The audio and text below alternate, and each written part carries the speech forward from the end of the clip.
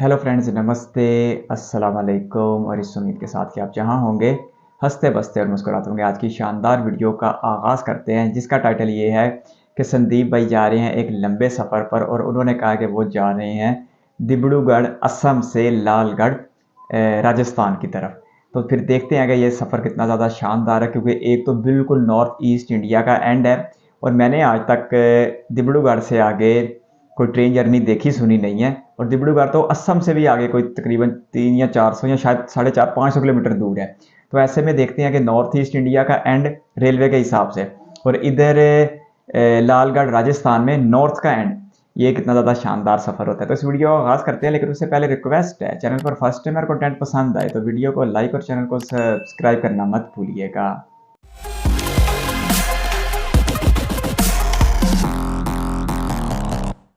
यात्रा शुरू करने से पहले कुछ ज़रूरी बातें। ये रेल यात्रा सर्दियां शुरू होने से पहले की है। वैसे ये यात्रा मैं अपलोड नहीं करने वाला था, पर आप लोगों ने बहुत सारे कमेंट्स किए, इसलिए थोड़ी हिम्मत करके मैं इस ट्रेन जर्नी को आप सभी को दिखा रहा हूँ। यात्रा तो पुरानी है, पर यकीन मानिए कुछ खास है इसमें, और ये कहानी मुझे आप सभी को सुनानी थी। तो चलिए इस जर्नी की शुरुआत करते हैं।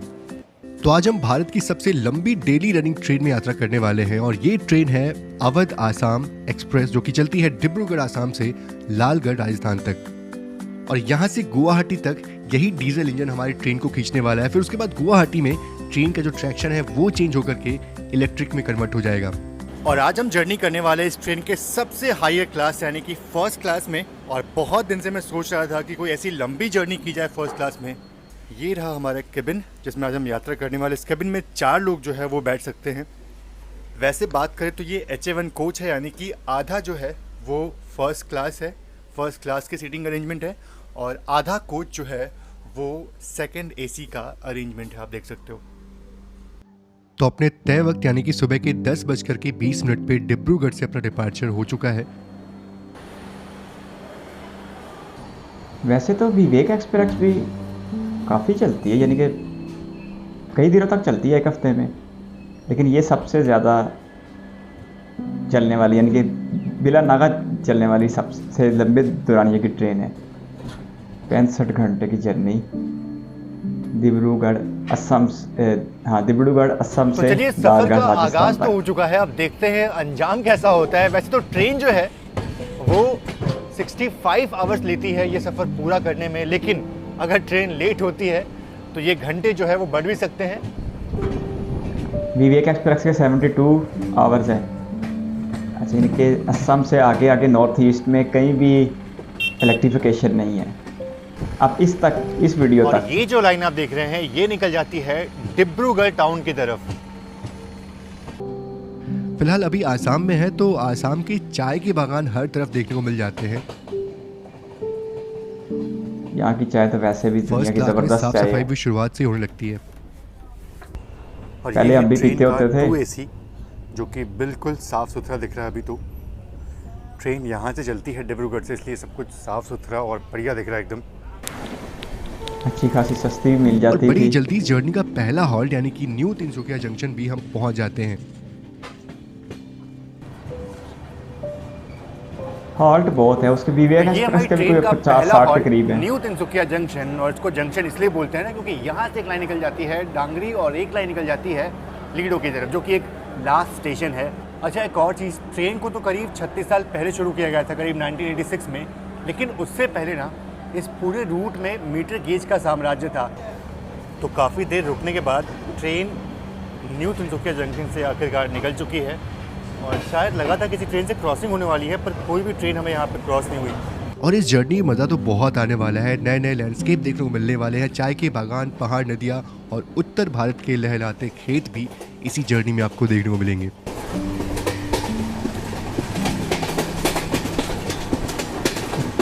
और ये मेरे ख्याल से दीहिंग रिवर है, जो कि ब्रह्मपुत्र नदी का ही एक अंश है और अरुणाचल आसाम की ज़मीन को सींचती है। अच्छा, न्यू तिनसुकिया जंक्शन से हमारे को पैसेंजर भी आ चुके हैं, जो कि दिल्ली तक जाने वाले हैं। सबसे यहाँ के लोगों का जीवन कितना ज़्यादा सही है ना। साफ हवा, चारों तरफ हरियाली, और यहाँ के घरों के पीछे ना एक छोटा सा तालाब तो ज़रूर देखने को मिल जाता है। इसके पीछे कारण क्या है सिर्फ यहाँ पे जो लोग रहते हैं उन्हीं को पता होगा। तो जो लोग यहाँ के हो मुझे कमेंट बॉक्स में ज़रूर से बताइएगा। स्विमिंग पूल के तौर पे इस्तेमाल करते होंगे। इलाका तो बड़ा साफ सुथरा है, लेकिन फिर बड़े शहरों जैसी ट्रेन सहूलियात भी सिमलगुड़ी नहीं जंक्शन है। पे कुछ देर के लिए रुकी थी, पर मैंने यहाँ पे कुछ शूट नहीं किया। पर मरियानी जंक्शन ट्रेन पहुँचने वाली है और वो स्टेशन मुझे आप सभी को दिखाना है।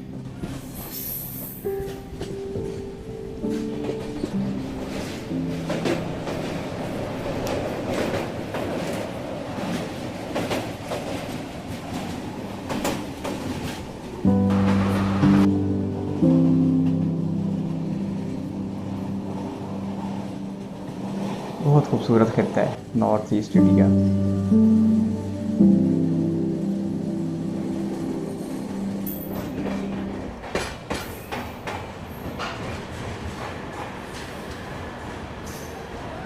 आज तो हर एक किलोमीटर जो है वो काउंट करने वाला है। फ़िलहाल 200 किलोमीटर की जर्नी जो है वो हमने पूरी कर ली है और पहुंच चुके हैं मरियानी जंक्शन। और पता है इसको जंक्शन क्यों कहते हैं? क्योंकि यहाँ से एक लाइन जो है वो जोरहट की तरफ निकल जाती है और एक लाइन जो है वो फरकटिंग जंक्शन की तरफ निकल जाती है जिधर हम जाने वाले हैं, तो इसलिए मरियानी को जंक्शन बोलते हैं। और फिलहाल अभी तो हम आसाम के अंदर है, लेकिन जल्द ही हम नागालैंड में एंटर करने वाले हैं। जो मरियानी है वो ऑलमोस्ट बॉर्डर पे है नागालैंड के, और इसके आगे जो स्टेशन है दीमापुर वो नागालैंड के अंदर में आता है। तो हम नागालैंड में भी जाने वाले हैं इस ट्रेन से। तो देखो यार, बहुत सारे स्टेट जो है वो कवर करने वाले इस ट्रेन से हम। अच्छा ये क्या, ये तो फिर वो यूपी वो झांसी वाला हाल हो जा रहा है, ग्वालियर और झांसी हैं। तो अब ये शुरू तो इन्होंने असम से किया, और लेकिन ये छोटा नागालैंड में सा स्टेशन जाएंगे। है जहाँ ट्रेन काफी देर से रुकी हुई है। शायद से कोई ट्रेन हमें क्रॉस होने वाली है यहाँ पे। और फिर असम, गुवाहाटी, उसके बाद फिर वेस्ट बंगाल, फिर आगे जो भी रूट हुआ वैसे दिखा रहे थे, बिहार, यूपी, दिल्ली, राजस्थान, इस तरह कोई। तो ये थी रंगिया न्यू तिनसुकिया एक्सप्रेस जो कि अभी हमें क्रॉस हुई, और इसीलिए हमारी ट्रेन को यहाँ पे काफ़ी देर से रोका गया था। तो सफर तो काफी लंबा है और इस लंबे सफर में अगर खाना अच्छा मिल जाए ना तो फिर क्या ही कहने। तो ये है हमारी यात्रा का पहला प्रॉपर मील। बिल्कुल सिंपल दाल चावल रोटी और सोयाबीन आलू की सब्जी, 80 रुपीज़, वो भी बिल के साथ। बहुत ही अच्छा। और ये जो आप ट्रेन देख रहे हैं ना, ये है अवध आसाम एक्सप्रेस जो कि लालगढ़ से डिब्रूगढ़ की तरफ जा रही है। और इस पूरी यात्रा में ये ट्रेन हमें कई बार क्रॉस होने वाली है। आप बस गिनते रहिए। वो कैसे? अच्छा अच्छा, क्योंकि तो डेली अभी है ट्रेन दीमापुर और पहुंचने वाली सफर है 65 और घंटे का टेक्निकली है। हम नागालैंड में एंटर कर चुके हैं। और यहाँ पे लोगों के घरों के आसपास साफ सफाई तो बहुत है, और साथ ही साथ यहाँ भी मुझे जो छोटे छोटे तालाब है ना वो देखने को मिल रहा है घरों के आसपास। खैर अपना अराइवल हो चुका है दीमापुर रेलवे स्टेशन पे। 24 घंटे का सफर और एक। जी हाँ बिल्कुल, हम आ गए हैं नागालैंड में और ये हमारा दूसरा स्टेट है। अभी तो बहुत सारे स्टेट जो हम क्रॉस करने वाले हैं।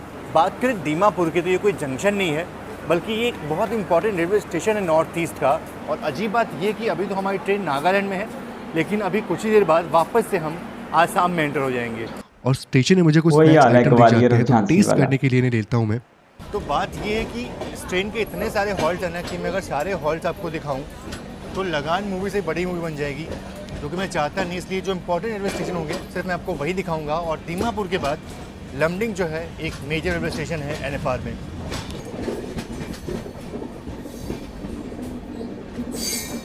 मैं यहाँ पे लोगों के जो कच्चे घर है ना उनको फिल्माने में व्यस्त था, तभी कुछ ऐसा होता है जिसकी उम्मीद मुझे यहाँ बिल्कुल भी नहीं थी।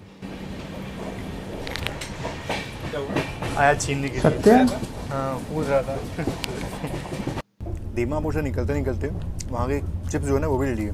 मेनली ऐसे चिप्स आपको साउथ में देखने को मिलते हैं, यहाँ भी बनाना चिप्स जो है वो मिल जाता है। और उसके साथ साथ ये बड़ा स्पेशल चीज़ मिला, मेरी नज़र गई इस लड्डू पे, और इस पर लिखा हुआ है ये सेवई चीरा लड्डू। अब देखते हैं भाई ये कैसा होता है।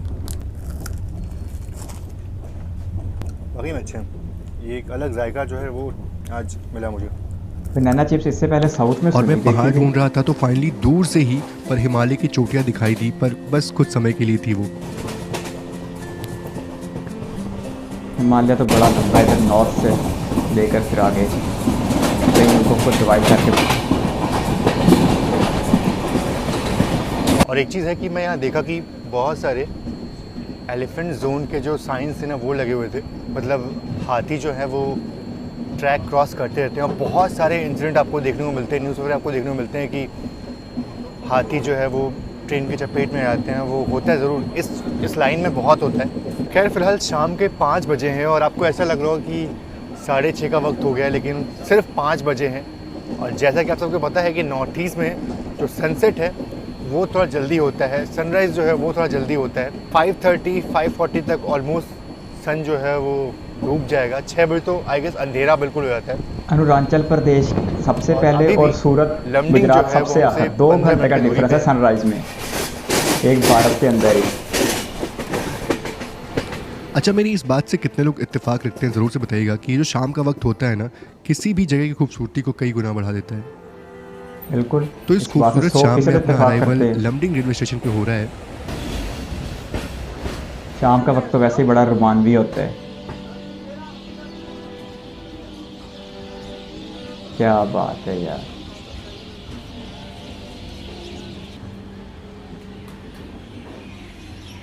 तो करीब 376 किलोमीटर की जर्नी पूरी करके पहुंच चुके हैं लमडिंग रेलवे स्टेशन।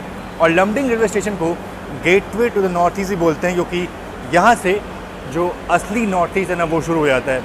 और इस स्टेशन पे ना खाने पीने को बहुत कुछ मिल जाता है, पूरी सब्जी से लेकर के फ्रूट सब कुछ यहाँ पे आपको मिल जाता है।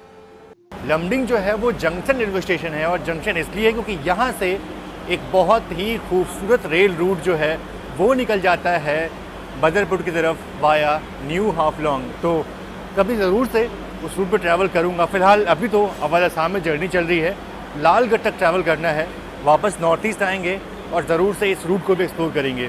और लमडिंग स्टेशन से निकलने के कुछ ही देर बाद हमारा डिनर भी सर्व हो जाता है। तो बाहर इतना गुप अंधेरा ना कि ऐसा लग रहा है कि रात के 9:30 बज चुके हैं, लेकिन ऐसा नहीं है, सिर्फ 7:30 का वक्त हुआ है। और मेरे ख्याल से इधर नॉर्थ ईस्ट में ना लोग जल्दी अपना डिनर जो है वो कर लेते हैं, और हमारा डिनर भी 7:30 बजे आ गया। अमूमन 8 साढ़े 8 तक डिनर आता है नॉर्मल ट्रेन में, नॉर्थ की बात करें तो। और देखते हैं भाई डिनर कैसा है आज का। देखो ये थाली इनका दिन चढ़ता भी जल्दी है और डूबता भी जल्दी दाल है। है, सब्जी है ग्रेवी वाली आलू मटर की, और रोटियां जो है वो दी गई। और इसमें जो है वेज बिरयानी हमने मंगाया है 80 रुपीज़ पर प्लेट के हिसाब से, और ये खाना भी 80 रुपीज़ पर प्लेट के हिसाब से। और मैं बड़ी आसानी से सब कुछ फिनिश कर सकता हूँ, क्योंकि वाकई में टेस्ट काफ़ी अच्छा है।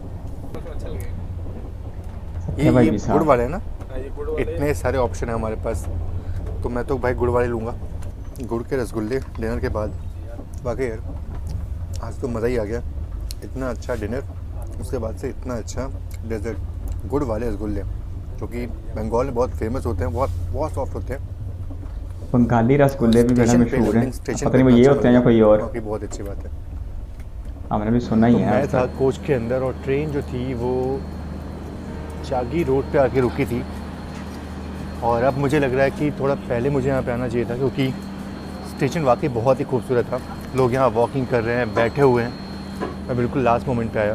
कोच में हमारे जो को पैसेंजर लोग हैं वो तो सो रहे हैं, और हम लोग अभी उठ के तैयार हो गए, क्योंकि गुवाहाटी जो है बस पहुँचने वाले हम लोग। अपना अराइवल जो है वो हो रहा है गुवाहाटी में। 4-4.5 स्टेशन के किलोमीटर आउटर पे हमें डिब्रूगढ़ राजधानी मिल जाती है।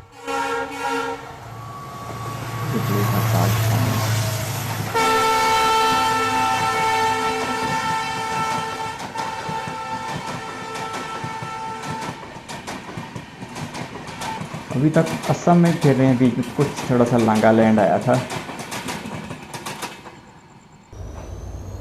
ये तो फिर मरकज़ है ना पूरे नॉर्थ ईस्ट इंडिया का। गुवाहाटी का एयरपोर्ट हो जाए या रेलवे स्टेशन हो जाए, नॉर्थ ईस्ट इंडिया का सबसे मरकज़ी शहर है। Guwahati railway station. वैसे यहाँ पहुँचने का सही समय था 9:35, और ट्रेन जो थी वो करीब 9:21 पे आउटर पे खड़ी हो गई थी, लेकिन आउटर पे ट्रेन को रोक के रखा गया, और अब यानी कि करीब 10 बजे इस ट्रेन को प्लेटफॉर्म पे एंट्री मिली है। तो और यहाँ पे ना अपना जो ट्रैक्शन है वो चेंज होने वाला है। अभी तक ट्रेन जो थी वो डीजल लोकोमोटिव के साथ चल रही थी, और यहाँ पे अब इलेक्ट्रिक लोकोमोटिव जो है वो लगने वाला है हमारे ट्रेन में।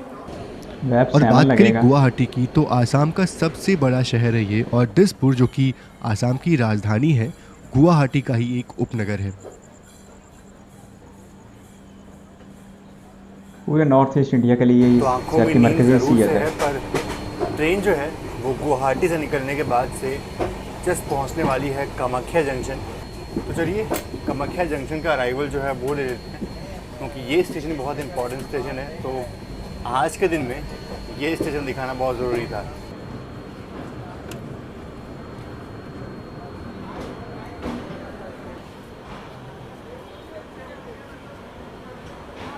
और कामाख्या फेमस किस लिए है बताने की ज़रूरत नहीं है, क्योंकि माँ कामाख्या के यहाँ पे बहुत ही विशाल मंदिर है और देश के कोने कोने से लोग यहाँ पे आते हैं उनके दर्शन करने के लिए। और बात करें कामाख्या की, उसको जंक्शन इसलिए बोलते हैं क्योंकि यहाँ से एक लाइन निकल जाती है रंगिया की तरफ और एक लाइन निकल जाती है ग्वालपारा की तरफ, और दोनों ही लाइन मिल जाती हैं न्यू बोंगिया गाँव की तरफ। यानी कि अगर हम रंगिया की तरफ से भी जाएँ या फिर ग्वालपारा की तरफ से भी जाएँ तो भी जो डेस्टिनेशन है, जो मिलन है, वो न्यू बोंगई गांव में होगा। तो इसीलिए कामाख्या को जंक्शन बोलते हैं। और कामाख्या से डिपार्चर के तुरंत बाद सराय घाट का एक विशाल ब्रिज जो है वो देखने को मिलता है। तो वो ब्रिज देखते हैं और उसके बाद से सीधा आपसे मिलते हैं सुबह के वक्त में। किशनगंज पहुंच रही होगी अगर नींद खुली तो। ये अच्छा रात जल्दी से गुजारते हैं, बाहर कुछ दिखता नहीं है, अंदर भी अंधेरा होता है, लाइटें बंद होती हैं। ब्रह्मपुत्र नदी के ऊपर बना ये रेल कम रोड ब्रिज 1962 में बनाया गया था और नॉर्थ ईस्ट को भारत के दूसरे राज्यों से जोड़ने में ये बहुत ही अहम भूमिका निभाता है। और इसकी लंबाई करीब 1500 मीटर है और उस वक्त इसको बनाने की लागत 10 करोड़ रुपए थी। दिन के वक्त में तो ये ब्रिज बहुत ही बड़ा और खूबसूरत लगता है, पर रात के वक्त में खूबसूरत तो नहीं, पर एक भयानक आवाज़ ज़रूर सुनाई दे रही है। रात तो बहुत हो चुकी है और हमारे को पैसेंजर तो कब के सो चुके हैं। अब फाइनली आज के लिए बस इतना ही और हम भी अब सो जाते हैं और देखते हैं कि सुबह हमारी नींद जो है वो कहाँ खुलती है। और सुबह जब नींद खुली तो ट्रेन अभी भी वेस्ट बंगाल में थी और जल्दी ही बिहार में एंटर करने वाली थी।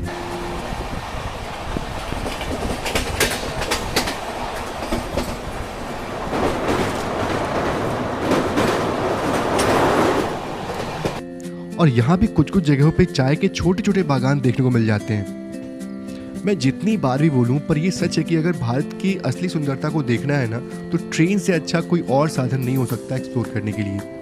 संदीप भाई, ये बात तो मैं करता होता हूँ अलुवाबाड़ी जंक्शन से। और ये जो आप लाइन देख रहे हैं ना, ये लाइन आ रही है सिलीगुड़ी से और इसीलिए अलुवाबाड़ी को जंक्शन बोलते हैं। फिलहाल बस अराइवल अपना होने ही वाला है। वाकई खूबसूरत, भारत की खूबसूरती को एक्सप्लोर करने के लिए इंडियन रेलवे से आगे कुछ भी नहीं है। और पहुंच चुके हैं अलुवाबाड़ी रोड जंक्शन। और इसको जंक्शन किस लिए कहते हैं मैं आपको बताया था स्टार्टिंग में ही। बाकी आज का दिन बहुत ही इंटरेस्टिंग होने वाला है, क्योंकि आज हम पूरा दिन जो है वो बिहार एक्सप्लोर करने वाले हैं। तो 9 राज्यों से होकर गुजरने वाली अपनी ट्रेन का ये तीसरा राज्य था, यानी कि वेस्ट बंगाल। और वेस्ट बंगाल के बाद जो है अब जल्दी ही बिहार में एंटर करने वाले हैं। अलुवाबाड़ी रोड जो है ये बंगाल का आखिरी हॉल्टिंग स्टेशन है। इसके बाद किशनगंज आएगा जो कि बिहार में आता है। बिहार के बाद यूपी और यूपी के बाद शायद दिल्ली और फिर राजस्थान, या शायद यूपी का बॉर्डर भी हो राजस्थान के साथ। फिलहाल अब मेरे नहीं आ रहा माइंड में।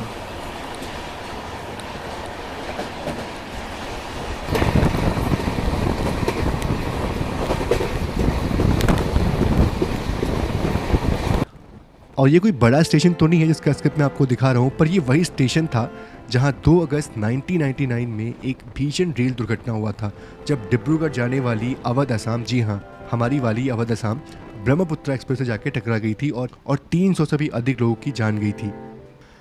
खैर हमारी ट्रेन बिहार में एंटर हो चुकी है और बिहार के अंदर अपना पहला हॉल्टिंग स्टेशन किशनगंज स्टेशन भी पहुँचने वाले हैं। वैसे बात करें किशनगंज की ना, तो उसके नाम का एक बड़ा अच्छा इतिहास है। मेनली यहाँ पे जो मुस्लिम पॉपुलेशन है वही आपको देखने को मिलेगी। किशनगढ़ पहले पूर्णिया ज़िले का ही एक हिस्सा था। फिर 1990 में ये दोनों ज़िले एक दूसरे से अलग हुए और मुगल शासन के दौरान इस जगह का नाम पहले आलमगंज था। वैसे किशनगंज पहुँचने का सही समय था 7:55, पर ट्रेन यहाँ पे अराउंड 2 घंटे की देरी से पहुँची है। अवध असम है, आराम से चलती हुई चलेगी, कोई जल्दी नहीं इस ट्रेन को। और बस दिक्कत इस बात की है कि लालगढ़ पहुँचते पहुँचते ट्रेन लेट ना हो।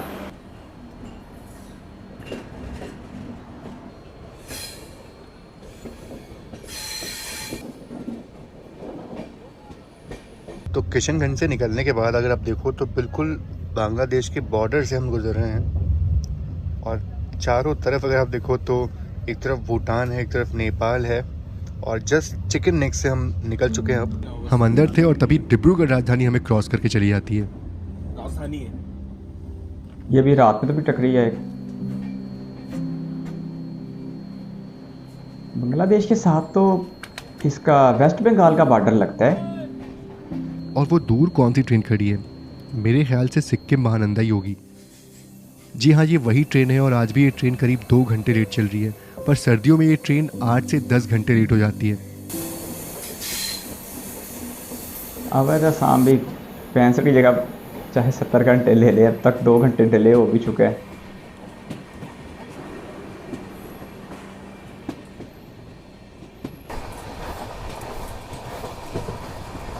फिलहाल 11 बजे ही अपना लंच जो है वो सर्व हो जाता है। हमने 2 प्लेट जो है वो मंगा के रख दी थी ताकि जो टेस्ट है ना वो कर ले हम लोग। और उसके साथ ही साथ एक वेज बिरयानी जो कि कल बहुत ही अच्छी लगी थी हमें, वो भी आज ऑर्डर कर दी हमने। बहुत ही गर्म है ये, तो इसको तो हम बाद में ट्राई करेंगे। पहले कटिहार का जो अराइवल है वो देखते हैं। एक नॉन वेज भी अपने साथ रखें ना, ताकि हर तरह का खाना टेस्ट हो सके। अब 2 लोग साथ चलते हैं, दोनों वेजिटेरियन हैं, फिर मेन्यू लिमिटेड हो जाते हैं आपके। वहाँ पे खड़ी है जयपुर सर 09 और सामने से जो लाल कर जाएगी 5 नंबर पे वहाँ पे खड़ी है। तो कटिहार पहुँचते पहुँचते हमने करीब 1166 किलोमीटर की जर्नी जो है पूरी कर ली है।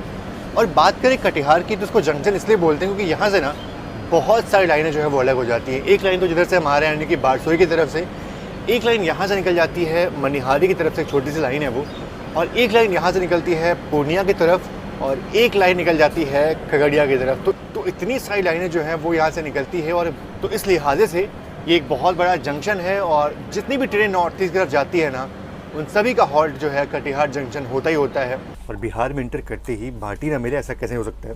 बस बाटी चोखा अगर मिल जाए तो मज़ा आता है। लेकिन हाँ, फिलहाल ये बाटी भी अच्छी लग रही है। इसका स्मेल काफ़ी अच्छा लग रहा है, जो चटनी का जो स्मेल है ना वो बहुत ही अच्छा है। बहुत टाइम बाद जो है बाटी खा रहे हैं। हालांकि स्टफिंग के नाम में कुछ नहीं इसके अंदर है, इससे और चीज़ मिल सकती है बाटी, पर हमारी तो यही काफ़ी, क्योंकि बहुत टाइम बाद ये खाने को मिल रहा है। तो कटिहार में बाटी और चाय तो काफ़ी अच्छी मिल गई। अब यहाँ से ट्रेन का डिपार्चर भी हो गया। बाकी अब ऑलमोस्ट हम बिहार में एंटर कर चुके हैं। बिहार में तो बहुत पहले एंटर कर चुके थे, लेकिन डीप जो पूरा बिहार है ना, अब हम घूमेंगे। और मैं दरवाजे पे इसलिए खड़ा हूँ क्योंकि जल्दी ही अवध आसाम एक्सप्रेस फिर से हमें क्रॉस होने वाली है। और आज रात अगर ट्रेन गोरखपुर टाइम से पहुँच जाती है तो एक बार फिर से अवध आसाम हमें आज के दिन ही क्रॉस हो जाएगी। कहते हैं कि बिहार सबसे पसमानदा रियासत है, लेकिन उसके बावजूद भारत के सबसे ज़्यादा जो IAS ऑफिसर है वो बिहार से आते हैं। और यहाँ के लोग कहते हैं रियादी बहुत तेज है। और इसके तुरंत बाद ही बिहार की सबसे प्रचलित नदी यानी कि कोसी नदी भी क्रॉस हो जाती है।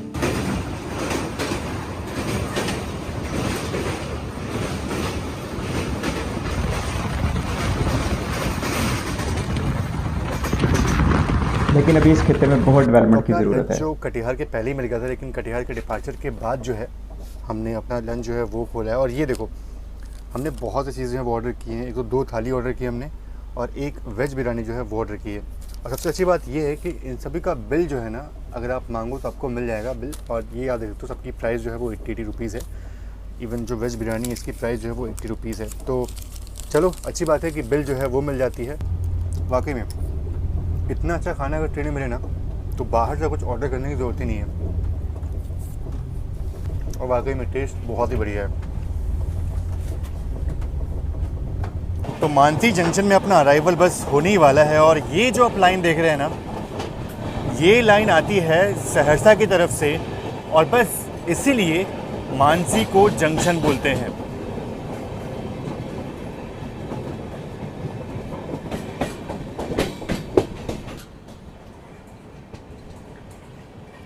शायद वाली बात है कि रास्ते में पंडित दीन एक्सप्रेस दीपा पाटलिपुत्र सहरसा, और ये ट्रेन उसी सहरसा वाले रूट से जाने वाली है। ऑब्वियसली इसका हॉल्ट ही सहरसा है। पंडित दीन दयाल उपाध्याय स्टेशन भी आए, शायद वाली बात है। और ये स्लीपर क्लास का हाल है।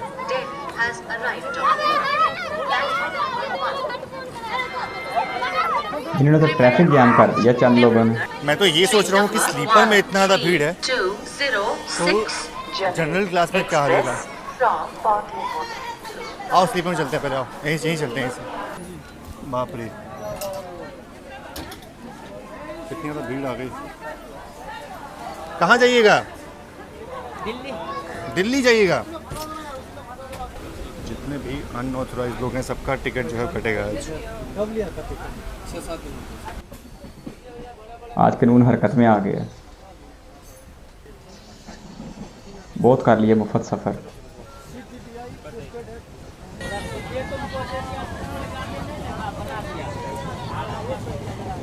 तो अभी तक जितना मैंने देखा ना, मोस्टली लोगों के पास टिकट जो है वो नहीं है। टिकट यहाँ बनवाया जा रहा है, कोई प्लेटफॉर्म टिकट लेकर के अंदर घुस गया और उसके बाद से उसकी टिकट जो है बनाई जा रही है। यहाँ तो एक तो टिकट नहीं मिल रहा है, प्लस पेपर पड़ा हुआ है हम लोगों का परसों बीकॉम का। अब फ़ोन भी चोरी हो गया है। पढ़ाई के लिए जाने से फ़ोन चोरी हो गया। ऑनलाइन पेमेंट नहीं कर सकते, कहीं कैश लेके रखे थे वो ख़त्म हो रहा है। चोरी चकारी के मामला बहुत सुनने को मिलते हैं। आपका है क्या साइकिल? साइकिल भी साथ जा रहा है।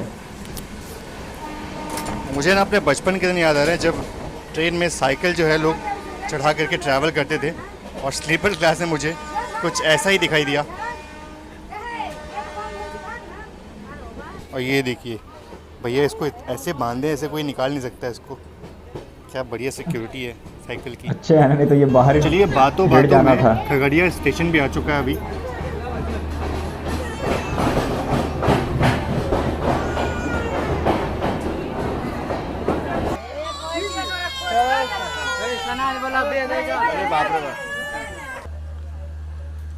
संदीप भैया बनाते स्लीपर क्लास में अपनी एसी छोड़ के। तो ये है जनरल क्लास का हाल। देख के तो ऐसा लग रहा है कि अंदर शायद घुस ना पाए, लेकिन ट्राई करना पड़ेगा। मैं सोचा था कि बिहार में एंट्री करेंगे तो जो बिहार का जो मेन लोग हैं, जो लोग ट्रैवल करते हैं जनरल क्लास में, जो लोग दिल्ली तक जाते हैं, थोड़ा उनके साथ सफ़र करते हैं और देखते हैं कि कितनी तकलीफ सफ़र होती है जनरल क्लास में। चलिए कोशिश करते हैं अंदर घुसने का। और तकरीबन 90% से ज़्यादा सवारियाँ इंडिया में यही हैं। सामने जनरल क्लास है और अपना डिपार्चर जो है वो खगड़िया से हो चुका है। डिपार्चर नहीं ले पाएंगे हम। अच्छा, आपका बैग अंदर है, कीमती सामान होगा, कोई वॉशरूम करने जाएगा उसमें से कुछ घपला कर देगा तो खाने पीने का सामान है। अच्छा चलिए, जब इतना भरोसेमंद तो ठीक है। उनको भी पता है यार बहुत लोग हैं सामान जो बैग में नहीं रखना। यहाँ से दिल्ली तक सफ़र करने वाले हैं और वो भी ऐसे ही खड़े होकर के। और के लोग बहुत ईमानदार है, हाँ, लोग तो बिहार के ईमानदार हैं, अच्छे हैं, लेकिन मैं बता रहा हूँ ना, सभी लोग होते हैं, हर जगह कुछ ना कुछ तो ऐसे लोग होते ही हैं। चाहे कितना भी अच्छा प्रदेश क्यों ना हो, कुछ चुनिंदा लोग तो होते ही हैं। मैं उनकी बात कर रहा हूँ।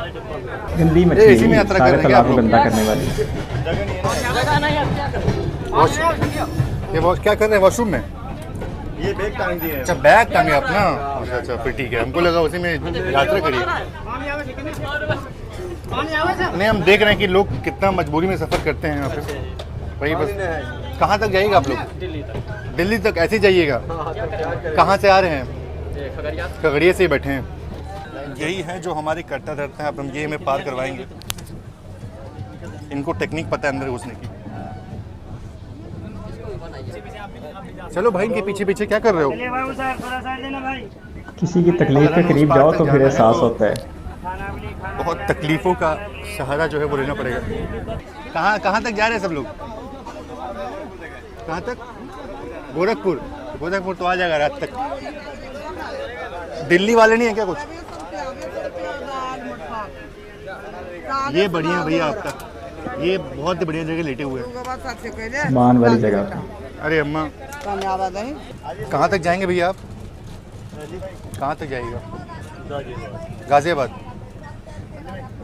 ऐसे बहुत लोग हैं जो लोग तकरीबन दिल्ली हो गया। शॉर्ट डिस्टेंस पे ट्रैवल कर रहे हैं, कुछ लोग लॉन्ग डिस्टेंस तक जा रहे हैं और कुछ लोग को जगह नहीं मिलती है तो कुछ लोग लगेज वाले स्पेस में भी अपनी जगह बना लेते हैं। जगह बनानी पड़ती है अगर आपको लॉन्ग डिस्टेंस ट्रैवल करना है जनरल क्लास में। तो एक चीज़ है कि ये दीन दयालु कोचेज़ हैं, तो जो ऊपर वाली सीट्स होती है ना, इनकी भी कुशनिंग जो है ना वो बढ़िया होती है ताकि अपर बर्थ पे भी लोग आराम से बैठ सकें। ये बहुत पहले शुरू हुआ था, तो कम से कम सीट जो है ना लोगों को बैठने के लिए मिल जाती है अगर ऐसे कुशनिंग वाली हो तो। हालांकि कुशनिंग ना भी हो तो भी लोग अपर बर्थ पे सफ़र करते ही करते हैं। हालांकि ये पहले सिर्फ लगेज के लिए इस्तेमाल होता था, लेकिन भीड़ को देखते हुए कुछ ऐसा इंडियन रेलवे को करना पड़ा। इसको कोई ऐसा नहीं हो कि जाते हैं वॉशरूम में तो कोई और आके बैठ जाता है, इस पर बैठ जाता है, लेकिन बैठ जाता है, उठाना पड़ता है फिर ना। उठाना पड़ता है। आप कहाँ से जाइएगा? बठिंडा हाँ, बठिंडा, यहीं से आप चढ़े हैं। आपको बठिंडा लंबा पंजाब। सफ़र तय करना है। दिल्ली चलो, दिल्ली तो कल आएगा, कल शाम में 3 बजे आएगा। बठिंडा आपका रात में आएगा 10 बजे। सबका लंबा सफ़र है भाई, बहुत लोग हैं जो लंबा सफ़र कर रहे हैं इस ट्रेन में, और कोई तो है जो एंड टू एंड तक भी सफ़र कर रहे हैं। वो उनके लिए बहुत दिक्कत की बात है।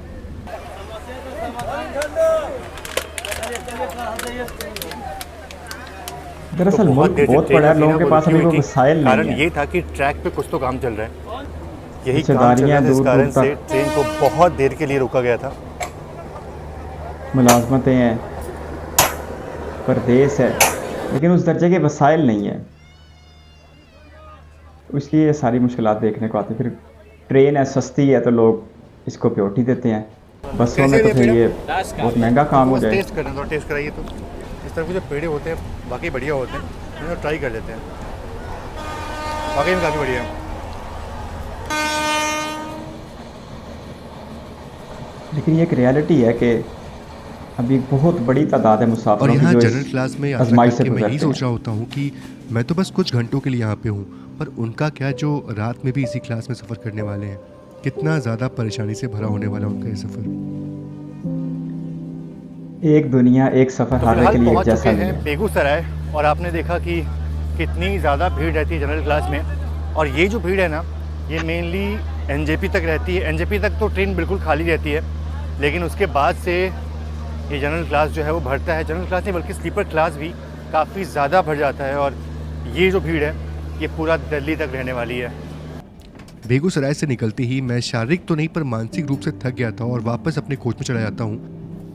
एक चीज़ ये भी है कि जितना इस ट्रेन का टिकट है ना फर्स्ट क्लास का, अराउंड 6,500 रुपये, असल में कुछ लोग जो हैं, जो लोग जनरल में ट्रैवल कर रहे हैं, असल में ये उनकी मंथली सैलरी होती होगी। ये सोच करके काफ़ी ज़्यादा ऑड लगता है। और आज इस पार्ट में बस इतना ही। लंबा सफ़र तो है, पर मेरी कोशिश यही होगी कि अगले पार्ट में आपको लालगढ़ तक की जर्नी जो है वो दिखा पाऊँ। पर आज के लिए बस इतना ही, मिलते हैं दूसरे पार्ट में। तब तक के लिए आप सभी का बहुत बहुत धन्यवाद। जय Hind and God bless you all. यही तो मैंने भी गुजारिश की ना कि वसाइल थोड़े होने की वजह से ये सब तकलीफ़ों का सामना करना पड़ता है, वरना दिल किसी का भी नहीं चाहता। बहुत ही ज़बरदस्त और बहुत ज़्यादा शानदार 65 घंटे की ये जर्नी बता रहे थे। और संदीप भाई कह रहे थे कि ये ऐसी वाहद ट्रेन है सबसे लंबे फासले पर चलने वाली जो डेली चलती है।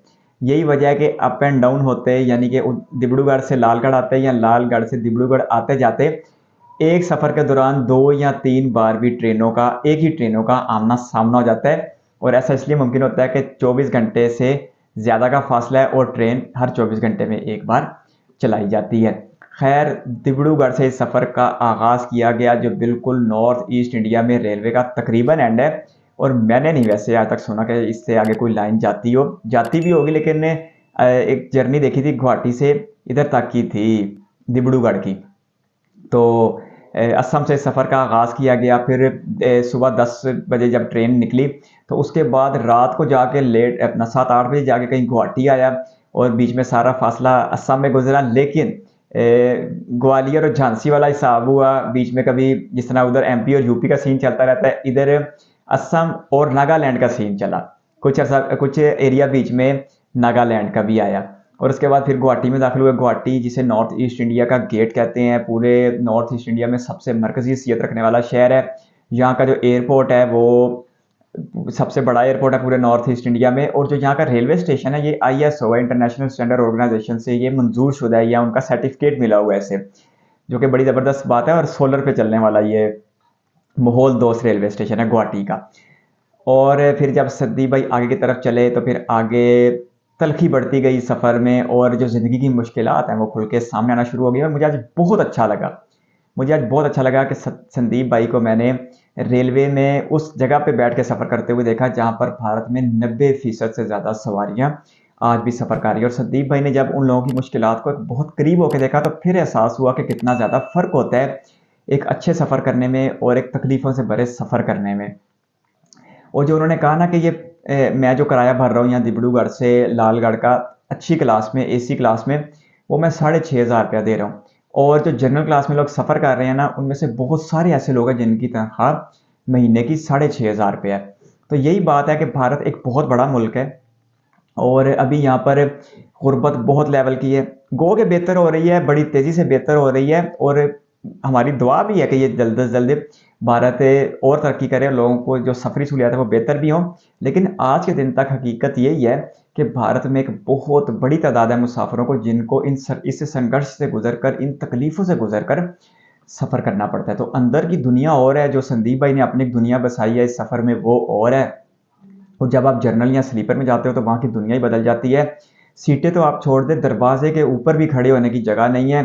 तो ऐसे में चोरी चकारी बहुत ज़्यादा देखने को मिलती है, जेब तराशी के भी मामलात अच्छे खासे हो जाते हैं। और लोग जो हैं वो कह रहे थे कोई बीच में एक साहब के बिहार के लोग तो चोर नहीं है, लेकिन उसके बावजूद जो भारत में रेलवे से मुतल्लिक चोरियाँ हैं वो इस खित्ते में बहुत ज़्यादा देखने को मिलती हैं। हालांकि ये बात सही है कि सिर्फ एक गंदी मछली आ जाए तो पूरा तालाब बदनाम कर देती है, पूरा तालाब को गंदा कर देती है। बिहारी मोहब्बत करने वाले लोग हैं और कहा जाता है कि भारत में सबसे ज़्यादा पसमानदा रियासत होने के बावजूद भी भारत के सबसे ज़्यादा IAS ऑफिसर जो हैं वो बिहार से ताल्लुक़ रखते हैं। और यहाँ के लोगों का जो मैथमेटिक्स है वो भी बड़ा शानदार है। और इंडिया के एक बड़े नामवर सर है खान सर, वो भी बिहार से ही ताल्लुक़ रखते हैं। तो ऐसे में अजीम लोग हैं, अजीम कौम है, अपनी पुरानी सकाफ़त है, पुरानी हिस्ट्री है इन लोगों की। लेकिन गुर्बत अभी भी यहाँ पर बहुत ज़्यादा है और उसका अंदाज़ा संदीप भाई को तब हुआ जब वो जनरल क्लास में गए हैं और वहाँ पर बस एक अगले दर्जे की गुर्बत संदीप भाई ने देखी है। और इस चीज़ को उन्होंने काफ़ी महसूस भी किया कि उनकी ज़िंदगी, उनका सफ़र इन लाखों करोड़ों लोगों से बहुत ज़्यादा बेहतर है जो हर रोज़ भारत की रेलवे में सफ़र करते हैं। खैर अभी तक तो संदीप भाई ने इस वीडियो को एक में कवर नहीं किया, अभी भी सफ़र का बहुत बड़ा हिस्सा पड़ा है क्योंकि 65 आवर तकरीबन 3 दिन के आसपास का वक्त बन जाता है और ट्रेन थोड़ी बहुत लेट भी चल रही है। संदीप भाई तो चलो सो के भी चले जाएंगे, जा के भी चले जाएंगे। मुझे फिर रह के स्लीपर कोच के और जनरल कोच के जो है ना वो हालात आ रहे हैं। लोगों ने झूला बनाए हुए, मतलब कि घर से कोई चादर वगैरह, लोगों को पता है ना जो डेली सफ़र करते हैं, मतलब कि जो रूटीन से सफ़र करते हैं, उन्हें तो अंदाज़ा है कि उनके साथ इस सफ़र में क्या होने वाला है। तो वो फिर अपने घर से कोई चादरें वगैरह ले आते हैं, फिर उन्हें जो है वो झूले, जिस तरह छोटे बच्चों के लिए झूले बनाए जाते हैं उसमें बैठ जाते हैं। कोई जो है वो सामान लगेज रखने वाली जगह पर बैठा हुआ है और जो बर्थ कभी सोने के लिए बनाए गए थे उसमें 3-3, 4-4 लोग बैठे हुए हैं। और जो बैठे हैं वो भी गनीमत जान रहे हैं कि हमें बैठने की जगह मिल गई, वरना अक्सरियत उन लोगों की है जो बेचारे बिल्कुल दरवाजे के ऊपर तक भी खड़े हुए हैं। तो हालात परेशान कौन है, लेकिन बस ज़िंदगी है, रवां दवें, लोगों की रिश्तेदारियाँ दूर दूर तक जाना पड़ता है, आना पड़ता है, फिर लोगों की मुलाजमतें होती हैं दूर तक। तो ऐसे में जो है ना ज़िंदगी काफ़ी मुश्किल होकर सामने आती है क्योंकि मुल्क बहुत बड़ा है। अब 3000 किलोमीटर का सफ़र अगर आप ट्रेन में करते हो तो फिर उसके लिए तो जनरल क्लास या स्लीपर क्लास कोई 1500-2000 के आसपास हो जाएगा। लेकिन वही अगर बसों में आना पड़ेगा तो शायद 5-10 हज़ार लग जाए और इतनी तो फिर लोगों की कैपेसिटी नहीं रह जाती। फिर ये कि रिश्तेदारियाँ और ये जो है अपना नौकरियाँ, मुलाजमतें, ये भी रखना करना मजबूरी होती है। तो लोग जो है ना ज़्यादातर इस क्लास में जो सफ़र करते हैं ना लोग, वो मजबूरी से करते हैं, वो खुशी से नहीं करते। खुशी से कौन करता है? खुशी से वो करते हैं संदीप भाई की तरह, सत्या भाई की तरह, जो 6-6, 7-7 हज़ार रुपये का टिकट भी लेते हैं, जो पाकिस्तानी हिसाब से 24-25 हज़ार रुपये का टिकट बनता है। तो ठीक है जी, ये एक रियलिटी है, जब तक ये बदलती नहीं है इसे जुटलाया नहीं जा सकता। लेकिन सच भी ये है कि अब भारत में हालात जो वो बेहतर हो रहे हैं, रेलवेज़ के हालात बेहतर हो रहे हैं। लेकिन जिस तरह रेलवेज़ की तादाद बढ़ती जा रही है उस तरह मुसाफिरों की तादाद भी बढ़ती जा रही है। तो देखते हैं जी एट दी एंड भारत में कब लोगों को एक बहुत ही अच्छे दर्जे का सफ़र मुयस्सर आता है। एलीट क्लास को या अपर मिडिल क्लास को आज के दिन भी है, लेकिन जिस दिन ये सारे आम लोग, सारे गरीब लोग एक अच्छा सफ़र करेंगे जिस तरह गरीब रथ में करते हैं, तो फिर ज़्यादा अच्छा लगेगा। इस वीडियो को यहाँ तक देखने के लिए आपका बहुत बहुत शुक्रिया। और अगर आप अपनी सजेशन कमेंट बॉक्स में देना चाहते हैं तो ज़रूर दीजिएगा।